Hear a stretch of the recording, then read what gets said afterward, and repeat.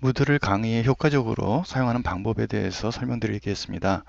무드의 좋은 기능을 한번 접하고 나시면은 나중에 중독성이 좀 있어서 헤어나기가 좀 어려운 점도 있습니다.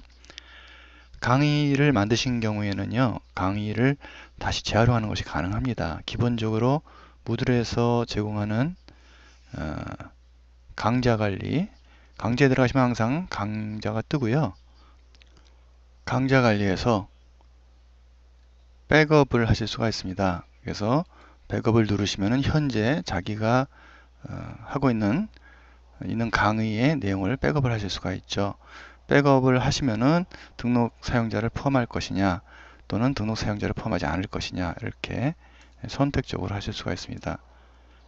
등록 사용자를 포함하고 안 하냐에 따라서 게시판의 내용이 있어지기도 하고 제거되기도 하니까 이제 그런 부분에 조심하셔야 될 것 같고요.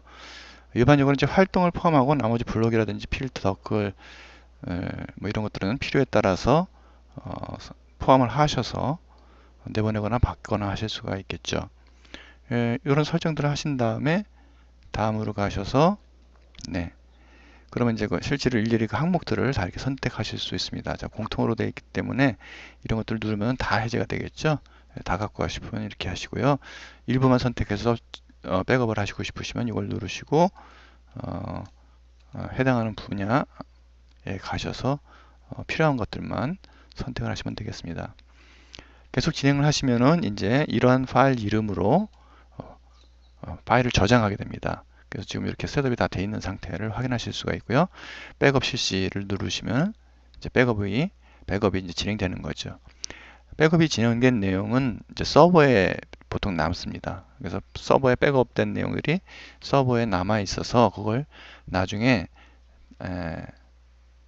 에, 선택을 하셔서 내려받기를 하셔도 되고요. 내려받으면 이제 MBG 파일이 다운로드가 되겠죠. 그 다운로드 된 것을 다른 무들 시스템에 가서 업로드 하시면은 무들 활동들을 가지고 가실 수 있습니다. 그리고 이 상태에서 다운로드 하지 않고 백업된 상태의 내용을 이 무들 시스템에서 복구를 하고 싶으시면요. 여기서 복구를 누르시면 됩니다. 그렇죠? 오류가 생겼네요. 지금 버전이 맞지 않아서 그런 내용일 수도 있습니다. 그래서 지금 저희가 예전에는 다운로드가 아니라 백업한 내용들이 다 서버에 이렇게 남아 있어서 곧바로 누르면은 백업한 내용들을 복구하셔서 이거는 이제 복구가 되는 것이죠. 이렇게 된 내용들을 계속해서 복구를 하시면 되겠습니다.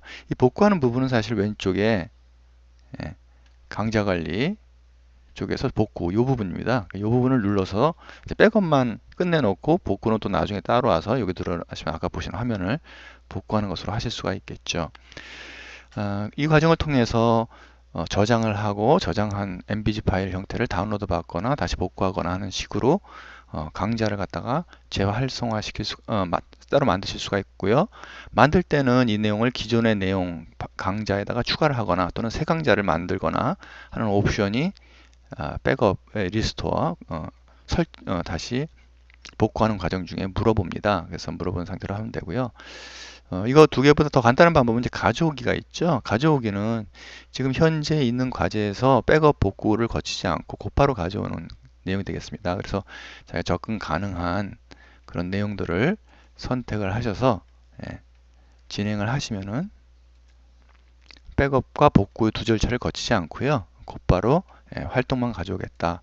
그럼 활동을 하고 다음으로 가셔서 이런 내용들 활동 중에서 필요한 세션들만 선택을 하신 다음에 가서 설정이 되면 비슷하죠. 가족이 수행을 하면은 이제 그 선택한 활동들을 지금 현재의 내용으로 이제 가져오는 작업을 수행합니다. 이게 제일 간편하긴 하겠죠. 가져오기가. 이 내용을 약간 변형시킨 것이 템플릿이 있습니다. 이 템플릿은 사실 가져오기 기능을 이제 활용을 한 겁니다.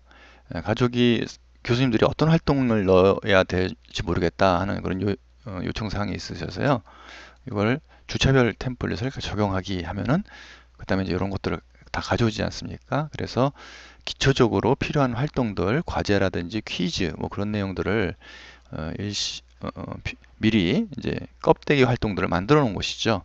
그래서 요 템플릿의 기능에는 그 활동들이 내용들은 없습니다. 예, 내용들은 없고 그리고 이제 껍데기만 있다고 보시면 되는 것이죠. 그래서 그런 그 템플릿을 통해서 갖고 온 내용들은 사실 이렇게 이름만 있는 껍데기 같은 것들이 많습니다. 이거 다 질문과 답변은 이제 템플릿으로, 이건 디폴트로 생긴 거죠. 템플릿으로 생긴 건 어디 있을까요? 여기서는 없네요. 이제 따로. 그래서 그런 것들 들어가면은 그 안에 있는 내용들은 사실 설정이 안 돼 있고요.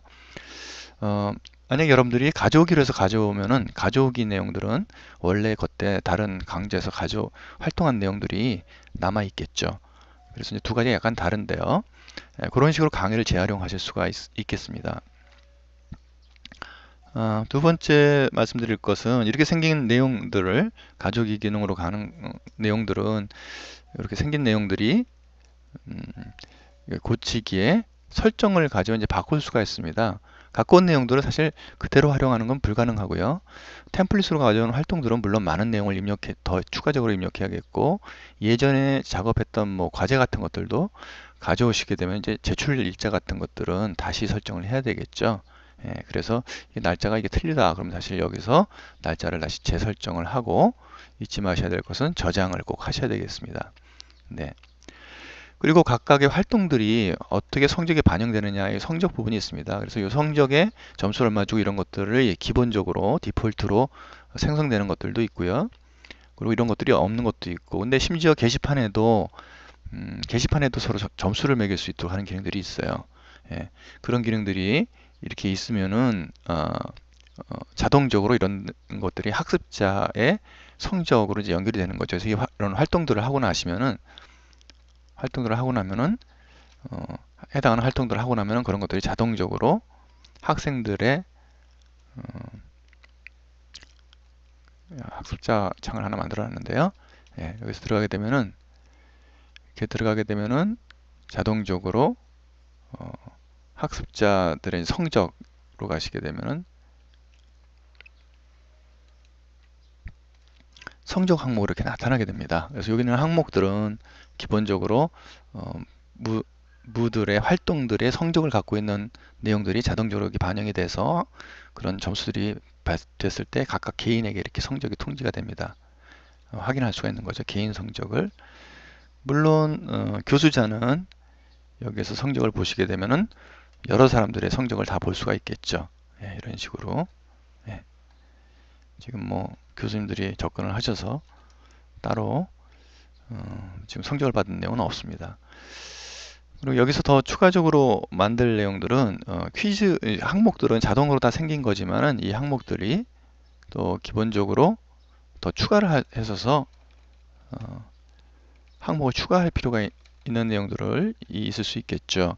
여기 보시면 이제 이런 것들은 다 중간고사, 기말고사 이런 것들은 오프라인으로 봤던 내용들을 다시 이제 입력을 하고 싶다. 그럴 경우에는 여기 채점자 보고서 있는 내용에서 그렇죠. 범주가 있습니다. 그래서 모두 보기 범주 이렇게 누르신 다음에 여기서 이제 넣고 싶은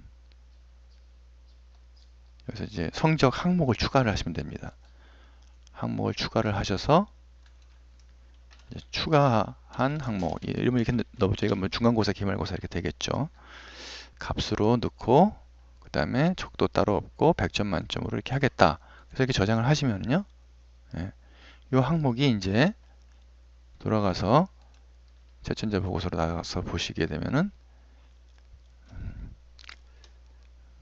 추가한 항목이 나타나게 되겠죠. 추가한 항목. 그래서 점수를 여기서 이렇게 입력을 하실 수가 있어요. 30점 이런 식으로 각각의 학생에 대해서 이렇게 입력하시는 것이 가능합니다. 그래서 성적을 직접 입력하실 수가 있고요.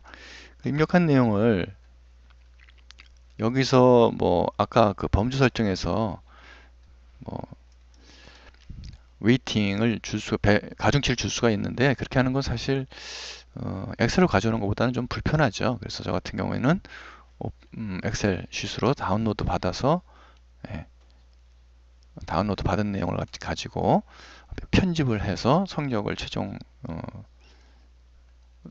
공지를 하게 됩니다.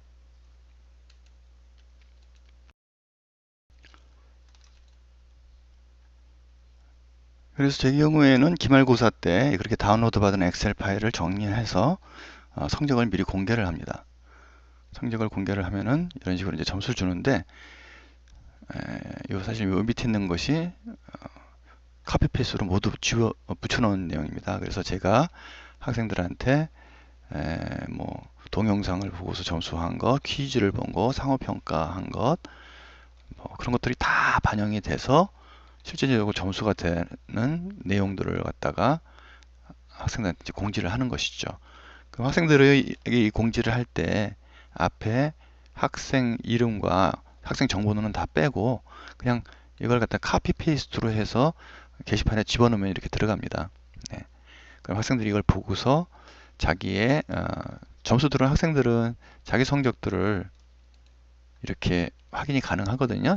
개인 성적만. 그러니까 개인 성적에 있는 이런 점수들을 가지고 제가 공고한 이름과 개인정보는 없지만 자기 성적이 무슨 성적인지를 찾을 수가 있죠. 이런 식으로. 네. 이렇게 해서 공고를 하게 되면은 학습자들이 자기 성적에 대한 불만이 없습니다. 그런 것들을 잘 활용하면은 효과적으로 내용을 확인하게 되는 것 같습니다. 그리고 수업 중에 이제 비디오를 활용하시는 분들이 많이 있습니다. 그래서 비디오를 활용할 때는 그 중에 제가 이제 첫 주차 학생들 안 들어오죠. 수강 신청 정정 기간이어서 뭐 바꿨다고 그러는데 그럴 경우 사실 천재지변이 아니면은 그거 아니고 사실 원래는 다 들어야 되는 건데 학생들은 수강 신청 변경이 있으니까 1주차는 안 들어도 된다고 얘기를 합니다. 저 같은 경우에는 이렇게 강의 오리엔테이션을 1주차 내용을 동영상으로 이렇게 만들어 놉니다. 동영상의 내용은 사실 마하라의 교수 포트폴리오의 내용으로 이렇게 저장을 해 놓고 여러 개의 무들 강의에서 이 오리엔테이션 자료를 접근할 수 있도록 학생들한테 제공하는 것이죠. 그럼 이제 학생들은 항상 이 내용을 들어서 동영상도 포함되어 있고요. 사용법에 대한 동영상, 그 다음에 지침들을 이렇게 읽을 수 있게 이렇게 주니면은 첫 번째 수업을 못 들은 학생들도 또는 뭐 중간에 군대에서 늦게 제대를 해서 수업을 못 들은 학생들도 다 들어오는데 문제가 없겠죠. 그런 방법으로 활용을 하게 됩니다. 동영상도 자기가 제작한 동영상도 있겠지만 다른 사람들이 제작한 동영상들을 잘 활용을 하시면은 사실 놀라운 효과를 거둘 수 있게 되겠습니다.